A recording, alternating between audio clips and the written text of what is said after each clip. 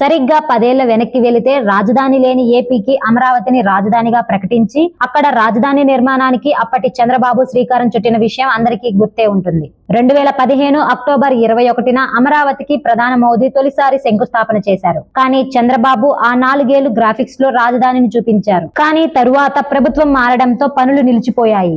జగన్ వచ్చాక అమరావతి పనులకు తుప్పు పట్టించారు. 3 రాజధానులు అని చెప్పి అసలు రాష్ట్రానికి రాజధాని లేకుండా చేశారు. ఆ విషయం పక్కన పెడితే 2024లో కూటమి ప్రభుత్వం వచ్చింది. చంద్రబాబు సీఎం అయ్యాక అమరావతి నిర్మాణ పనులని పునఃప్రారంభించారు. కేంద్ర సహకారంతో రాజధాని నిర్మాణ పనులు వేగవంతం చేశారు. అమరావతి పునర్నిర్మాణ పనులకు శంకుస్థాపన చేసేందుకు ప్రధాని మోదీ రానున్నారు.